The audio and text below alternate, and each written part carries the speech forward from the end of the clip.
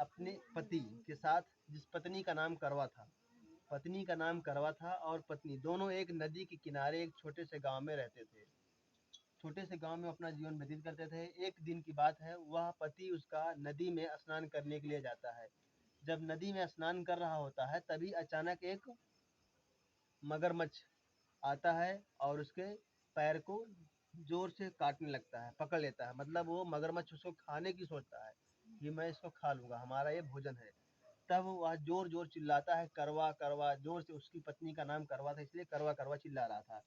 लेकिन अंत में जब बहन उसकी पत्नी जो पहुंचती है करवा, तो वो क्या करती है, अपने साड़ी से जो धागा होता है उसको निकालती है और उसके मुंह को बांध देती है।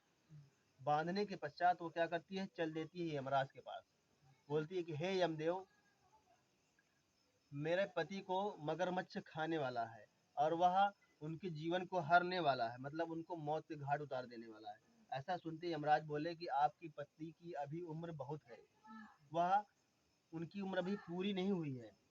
तब वह पत्नी बोलती है करवा कि नहीं नारायण, मुझे आपको उस मगरमच्छ को नरक में भेज दो। बोलते ऐसा असंभव है। असंभव इसलिए है कि हर व्यक्ति को नरक में जाने का केवल अधिकार उसके कर्म से आधारित होता है। यदि वो व्यक्ति जिस प्रकार कर्म करता है, जिस प्रकार कर्म किया रहेगा, उसी प्रकार का फल वो नरक में नहीं, इसी जीवन काल में भोगेगा। अगर आप किसी को भला बुरा कहे हैं, जिस प्रकार कहे रहेंगे, अभी नहीं तो कुछ दिनों बाद आपको उसका सामना करना पड़ेगा। अच्छा कर्म किए हैं तो अच्छे का सामना करेंगे, बुरा कर्म किए हैं तो बुरे का सामना करेंगे। और वह आपको यहीं पर रह के करके जाना पड़ेगा। जीवन में, दुनिया में कुछ भी हो, आसमान में कभी बोलते हैं नरक और पुण्य पाप, ये सब कुछ नहीं होता। ये होता इतना है कि आपने अगर अपने कर्मों के और विचारों को अच्छा प्रतीत करते हैं लोगों के प्रति, तो आप जीवन में सुखी रहेंगे। और यही आपका सुखी क्या है, आपको आपका जो है पुण्य होता है। पुण्य मतलब आप पुण्य की ओर जाते हैं। और जो नरक वो होता है जो आप तरह तरह के लोगों को विचलित करते हैं, बोलते हैं, उनसे घृणा करते हैं, विभिन्न प्रकार की गालियां देते हैं, या तरह तरह से आप उनके बारे में गलत सोच रखते हैं। वो क्या करता है, आपको एक दिन नरक की ओर ले जाता है। नरक मतलब आप जब तक आप जीवित हैं, जब तक आपके शरीर में प्राण है, जब तक आप बोल रहे हैं, सुन रहे हैं, कर रहे हैं, उठ बैठ रहे हैं, खा पी रहे हैं, तब तक आप सुरक्षित हैं। लेकिन अंततः जब आपकी जीवन सैया नजदीक आएगी, तब आपको विभिन्न प्रकार के इसी प्रकार कष्ट को भोगना पड़ेगा। ऐसा वह बोलते हैं, क्योंकि नरक का भोग आपको इसी जीवन धरती पे ही करना है। अच्छा कर्म किए रहेंगे तो आप जो भी है आपका सुखमय जीवन व्यतीत होगा। आपको किसी प्रकार का कष्ट नहीं आएगा। आप तरह तरह के सुखमय जीवन व्यतीत करेंगे, लोगों को सुखी प्रदान करेंगे। जो भी होगा आपके द्वारा, आप किसी को प्रकार को भूखे को भोजन देंगे और नंगे को कपड़ा देंगे, या जो भी है सहायता आपके द्वारा करेंगे।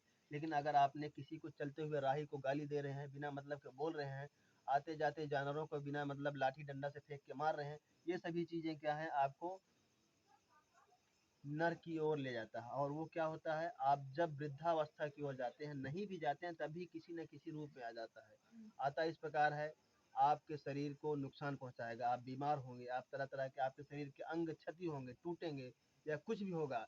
ये सभी क्या है, आपके नरक हैं। तो मैं आपको ये बताना चाहूंगा कि आप वह उसका जीवन काल मैं नहीं ले सकता, अभी वो जीवित रहेगा। यमराज ऐसा बोलते हुए उस करवा को बोलते हैं। करवा गुस्से में आके बोलती है कि मैं आपको श्राप दे दूंगी अगर यदि आप उसको नरक में नहीं भेजते हैं। ऐसा जब सुनते हैं, तब वह पैर पकड़ने के अपराध में मगरमच्छ को नरक ले जाओ, ऐसा बोल रही है। तब जब बोलते हैं तो उन्होंने कहा कि हे सुहागिन स्त्री, आपके इस पति के प्रति इतना प्यार देखकर मैं प्रसन्न हुआ। आप जाइए, आप जो है करवा माता का व्रत रखिए, और व्रत रखने से आपका पति हमेशा सुहागिन रहे, मतलब लंबी उम्र मिलेगा, आपकी मांग हमेशा भरी रहेगी, आपका जीवन जो है किसी प्रकार के दुखों को नहीं झेलेगा। ऐसा कहते हुए यमराज ने उनको बोल दिया। तो वह यमराज को श्राप देने से हट गई, मना कर दी। और वह फिर आके अपने पति को लेके आती है और या माँ करवा का व्रत रखती है।